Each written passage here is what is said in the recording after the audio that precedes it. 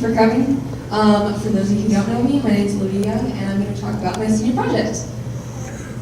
So, a little bit about me. First of all, I'm a senior here at Grandview High School. I've also been on varsity swimming for the last 3 years, and I've been swimming for all 4 years here at Grandview. And also, a little bit about me, I have my CSWA in SolidWorks, so I'm actually kind of proficient with SolidWorks as well. Now, for my project, what I decided to do is that I was going to take a sensor, hook it up to a person, get that person's temperature, and then based off of how many people I had, maybe 2, 3, 4 people, I would take an average of the temperature, and then that information would then be sent to a computer, which would then analyze that data and then change the set temperature of the pool. So for this would mean that the actual heat and pump system would turn off if it's lowering, so that way the pool could get cooler, or if people were getting warmer, then it would get a little bit hotter, and then we would have to raise the temperature of the pool, and so that way the heater and pump system could turn on. A little bit about my research. I first had to research the types of sensors that I was going to be using because I've never worked with sensors before, so I wanted to figure out what type of sensor I would need specifically for my project to work. In addition, I needed to figure out microprocessors since I needed some ability in order to connect the sensor to something to send it to a computer and then send it to the heat and pump system. And in addition, I needed to figure out how I would be able to program the heaters and what type of programming and what type of information I would need to use for my project. So the inspiration for my project is that I've been swimming for about 7 years, and I'm really tired of being cold all the time. When you wake up at 6 in the morning and it's like cold outside and the pool is 77, 78 degrees, it feels like the worst. And even if you're doing an inside pool, it's just horrible when it's just so cold. And we'll do things like snow runs and just all kinds of things, so we just feel even colder all the time. And I was tired of being cold all the time. I like swimming, don't like being cold. So that's kind of where my project came from. So the technology that I was going to use is I was going to use SolidWorks for my initial outline in order to get what my sensor would look like if I were to actually build this in real life. And then also I would use Raspberry Pi in order to code the initial project in order to connect the sensor and get a reading off of the sensor to send it to the computer. And then I used Google and YouTube in order to help fundamentally learn my research. And finally, I also use LabVIEW thanks to my expert advisor's advice I don't really actually have any coding experience, so LabVIEW is actually a pretty simple coding program that I was able to use. And my objectives for this project were to figure out what kind of major I wanted to go into, because I really didn't have any clue. I knew I wanted to do engineering, but there's a lot of fields within engineering, so I kind of wanted to narrow it down with this project. In addition, I wanted to figure out how to use Raspberry Pi in Python, in the language Python, because coding is a pretty fundamental part of engineering these days. You kind of need to know at least some bit way around coding these days in order to do kind of well. So I wanted to sort of figure out how to do that, and since I was going to need Raspberry Pi anyways, I wanted to actually learn how to use it. In addition, I wanted to problem solve better because I do want to be an engineer, so I am going to have lots of problems and I'm going to have to try and to fix them, and I'm not super great at trying to find solutions. I just try to push through with the one idea that I have, and sometimes it doesn't work. So I wanted to be able to get better at sort of figuring my way around each problem as it comes. In addition, I wanted to learn about microprocessors because microprocessors are fundamental in most computer programming and just sort of programming basis stuff, and that would be a fundamental part of my project. In addition, I wanted to get better at public speaking because I'm kind of a shy person, but I need to be able to get better at public speaking in order to do well at presentations like this. Now, for my project logo, what I came up with is this symbol, nanoregulator. The nano part stands for natatorium, which is just another word for pool, and then regulator is in order to represent sort of like regulating the temperature of a pool. I sort of chose this aquamarine color with the wave in order to sort of represent water, and also to sort of represent this clarity of thought, because this color can also represent that. And then I chose this silvery gray color in order to sort of show technology and that I would be using this sort of technology with microprocessors and the sensors. And then the lines over the O with the dot in the middle, that sort of represents that there was going to be a signal being sent to and from with the sensor and then with the microprocessor. So my expert advisor was Jeffrey Showalter. He is a professor up at School of Mines. He has his PhD in electrical engineering, and he is very good at analog and digital information, which is why I chose him for my project. In addition, I have my support advisor is Megan Yorligata, who was helping me with moral support throughout my project, sort of helping me get through my project. Then Norta here, who was helping me with spell check on my goals and my journals. And then my mom, Susan Young, was helping me with my financial support. And in addition, I had Tim Wilson help me with moral support and also spell check for sort of weekly goals and intervals. So the research that I'm going to get into, first I'm going to talk about my sensors. And when I was first doing my research with my sensors, I wanted to figure out whether or not I needed a water sensor versus a temperature sensor. A water sensor is actually more for if you want to figure out sort of the clarity of the water and more about like this water specifically, whereas a temperature sensor is specifically getting the temperature of a person or of the water in itself. So I knew pretty quickly that I was going to need a temperature sensor right off the bat. Now after that, I had to figure out what type of temperature sensor I was going to use. And at first, I decided a thermocouple because I thought that the data would show a pretty linear, it's not quite linear, but it's pretty close. And also, it also says that it's like the least sensitive. So I thought that that would mean that it would be less likely if I were to move and stuff that it would sort of jar it. Actually, that's sort of not the case. They're kind of pretty sensitive, and when it says that they're the least sensitive, it just means that they have trouble picking up the information. So this was before I knew it. And then I ended up choosing type T of the thermocouple because they have the smallest amount of range, but it was still without the range that I needed, and also they were the most accurate type of thermocouple sensor. But after talking with my expert advisor, we decided based off of my lack of knowledge of sensors just in general, that it would be best for me to go with an icy sensor, since they actually are pretty linear and they're really easy to use, as well as if I were to move or jar it, like as when we're moving and stuff, it wouldn't necessarily mess up the data and the information that I was getting. So I ended up choosing this sensor specifically right here. This is a DS18B20 sensor. That is a specific IC sensor. The nice thing about these sensors is they're really easy to adapt to go from digital to analog, which is really nice because I needed to interpret that information from digital to analog pretty easily, and so I've never done anything with this. It was nice that this sensor itself had that sort of nice built-in feature where it was pretty much manageable to go from digital and analog. Now the other thing that I researched is sort of how pool heater systems work. So basically how a pool heater works is what it does is it has some sort of gas that's at first liquid, and it heats it up until it's really hot gas. This hot gas, then the pool heater, it takes in some of the water from the pool, and the heated gas heats up the water from the pool, which is then brought back into the pool. It heats it up from about 3 to 4 degrees, but it's only bringing in a bit of water as it cycles through. So it doesn't heat it up 3 to 4 degrees immediately. But basically all of these different heater systems work like this. The difference is that electrical, obviously, they are using electrical energy in order to make it work, whereas solar is using solar and fuel is fuel. For my project, probably the best one to use would be electrical, because I would be using an Olympic-sized pool because I'm trying to do this for performance-based information. And a solar panel, if I were to use a solar panel, would have to be at least 50% of the surface area of a pool, and that would be too big if I'm going to be using an Olympic-sized pool, and most Olympic-sized pools are indoors, so there would be way too many cords and everything. So the electrical would be it would be the easiest one to actually use, even though solar heaters would actually be less expensive. The other thing that I researched was microprocessors.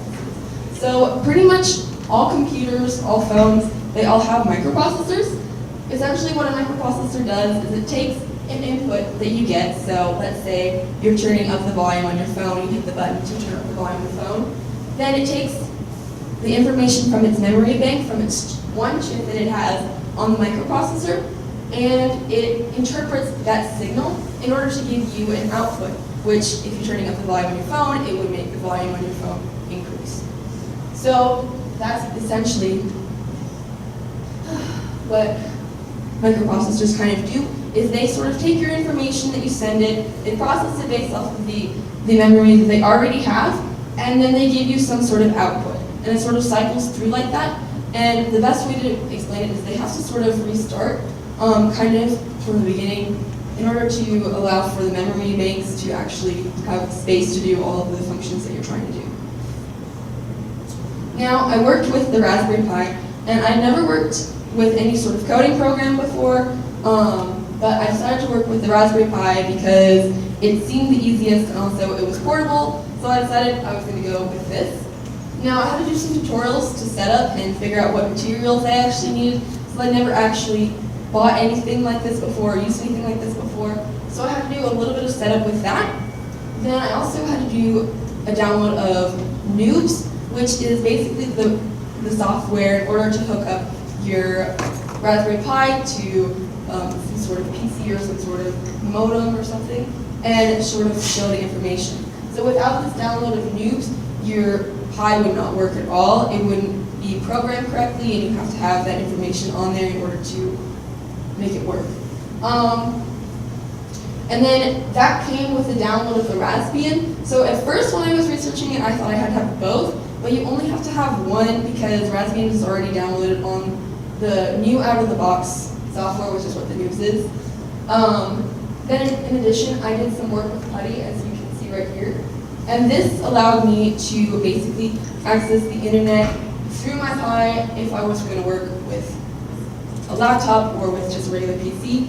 It helped me just sort of be able to access that part. And then I did a couple tutorials on Python because I was thinking at this point that I was going to be using Python in my project and that I was going to be using Python with my Raspberry Pi.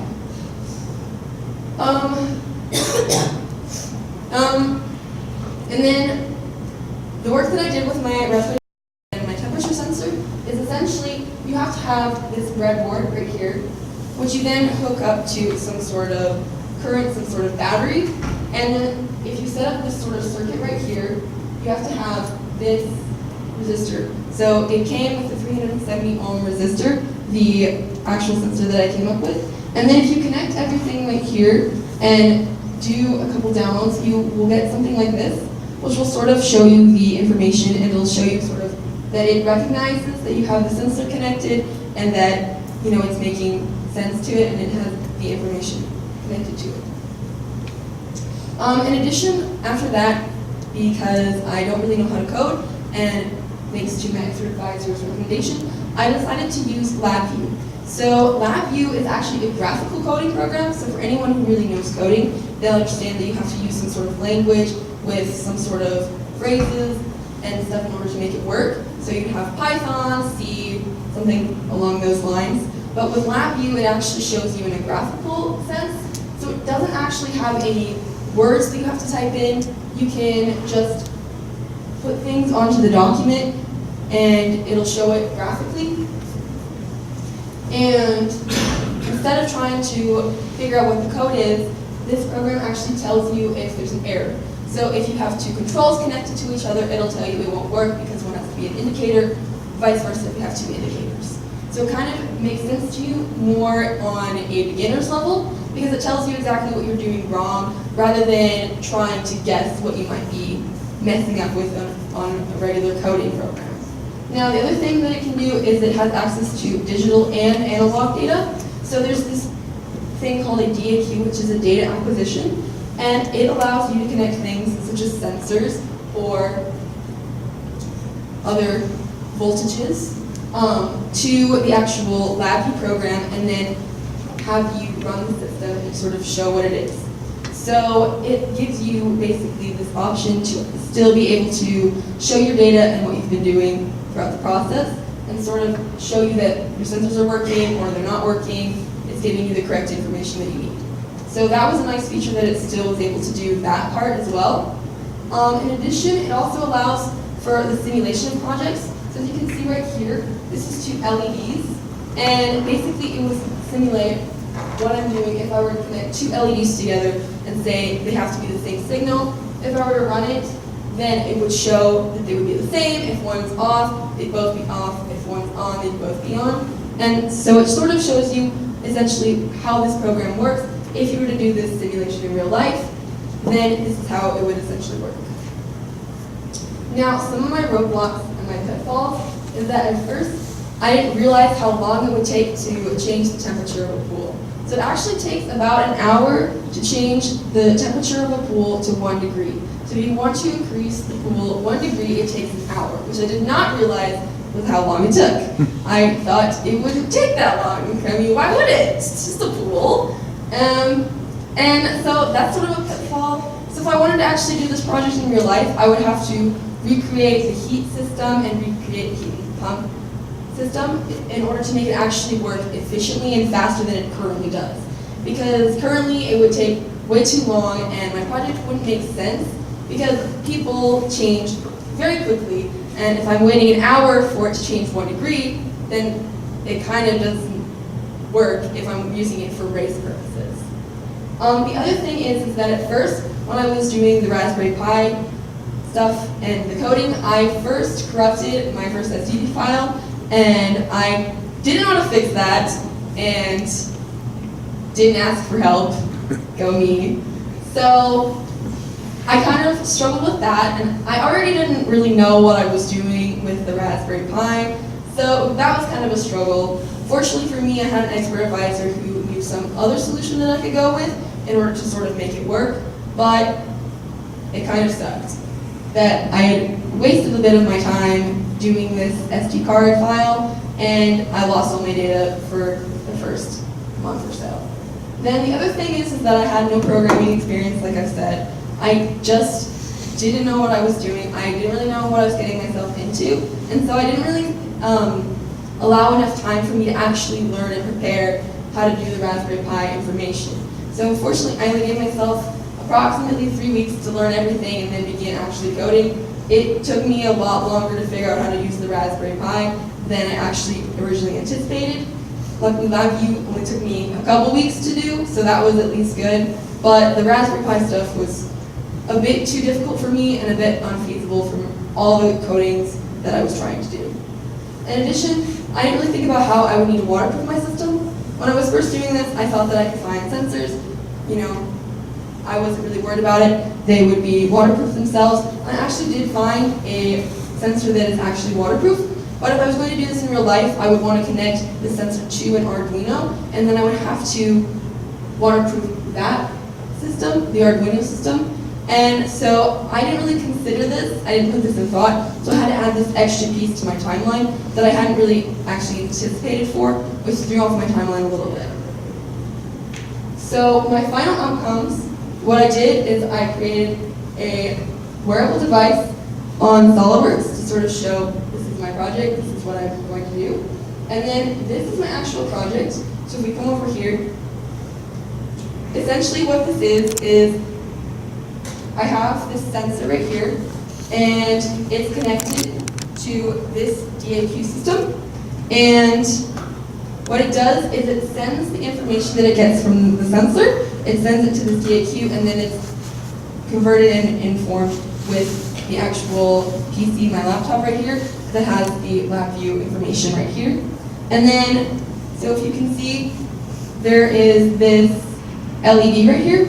And the reason that it is on is because it is representing that the heat and pump system is turning on. So basically this means that the average temperature of the people is decreasing. So if people were maybe just cooling down, the temperatures would be decreasing because they're not working at max energy. So then the temperature of the heat and pump system would have to turn on because the heat and pump system and the heat of the people is inverse. So this is sort of what this represents. And in addition to this, I was able to get a reading right here. So the amplitude represents the degrees Fahrenheit of the person of this temperature sensor. And then the samples at the bottom represents seconds, represents the time that it is taking. So it is running from 110 to 209 seconds at this point in time when I took this graph. So as you can see basically here, you can see that the trend is going down right here. This would mean that this light right here would be turning on because the heat pump system would be getting hotter. And then as it goes up right here, this means that it would be turning off and the LED would be off because the heat pump system would be setting a lower, or setting a higher, lower temperature for the actual heat pump system, so it wouldn't need to be turned on anymore because you're going to be cooling down the system. And then I got this working code right here. So essentially the thermometer represents this sensor right here, and then this slide right here represents the heat pump system. So these two are inverse, so as this increases from about 99.7 to 100.7, this one is going to decrease from 78 to 77.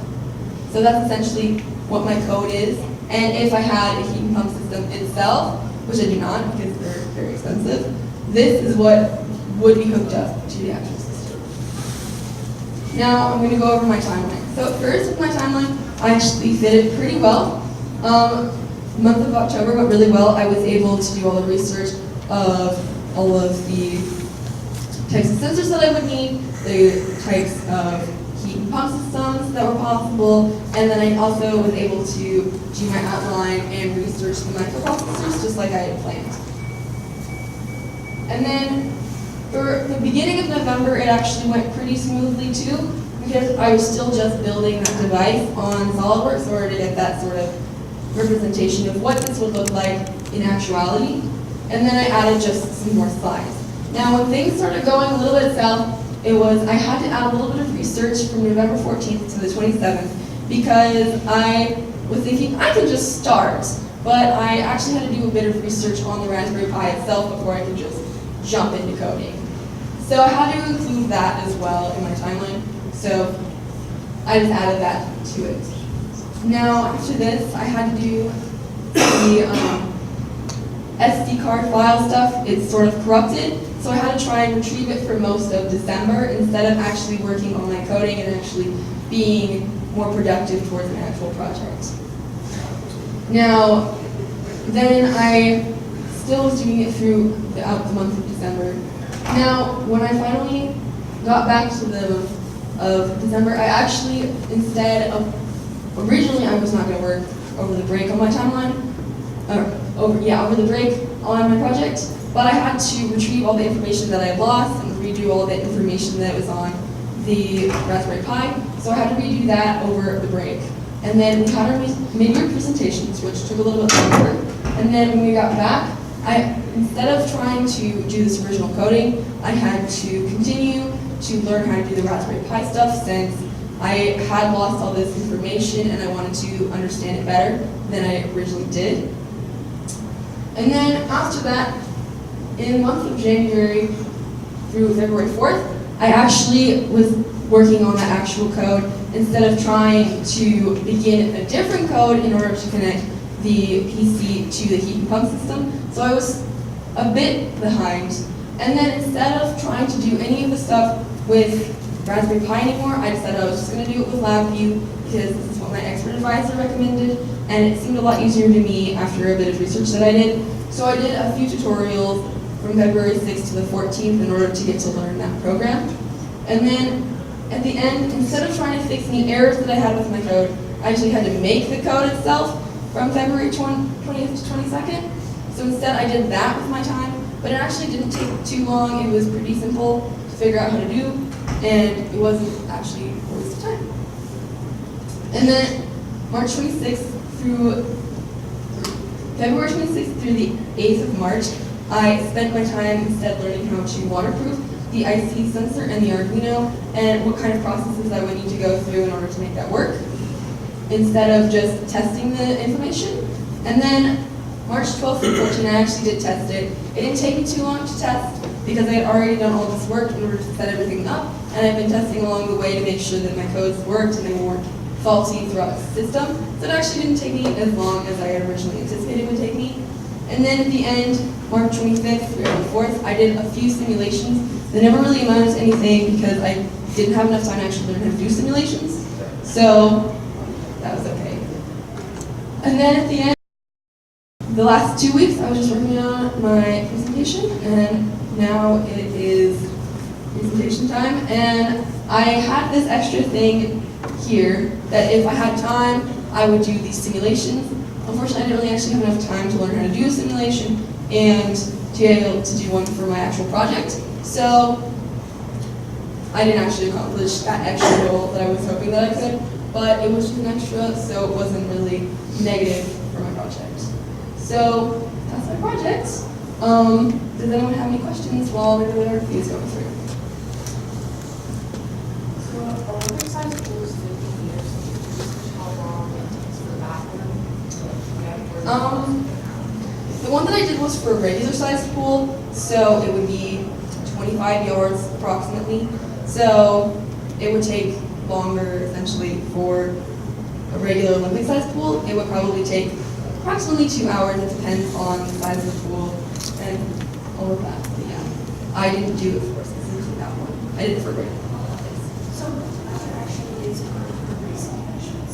So for the temperature of a pool, regulations are between 77 to 82. I chose to limit my sort of markers to 77 degrees, 79 degrees Fahrenheit because it takes a really long time. But those about approximately there is preferred for sort of a pool is 77 to 79 degrees Fahrenheit. Any other questions? Real quick, so you're talking about easily the heating in the pool. What if it gets up above that temperature? How would you cool it down? I'm sorry, I don't So like all those people are in there. Heating the pool is pretty easy with a heater. So, but let's say the temperature gets too high, all the people are working hard, everyone's maxing out, and the temperature starts to raise above the 82 or 79 in your case. How would the cooling down take place? So the way that the heat pump system is set up is I would just have to turn off the heat pump system for a little while. That's the easiest way that it can sort of be done. Is that water cools a lot quicker than it heats. So I would have to set it so that way it would shut down, would shut off. So if the set temperature is now 77 degrees, for example, because it's so hot in the pool, then it would essentially shut off until it reached that 77, and then once it got below that, it would turn on in order to regulate it to the 77 degrees Fahrenheit. Any other questions? Okay, thank you.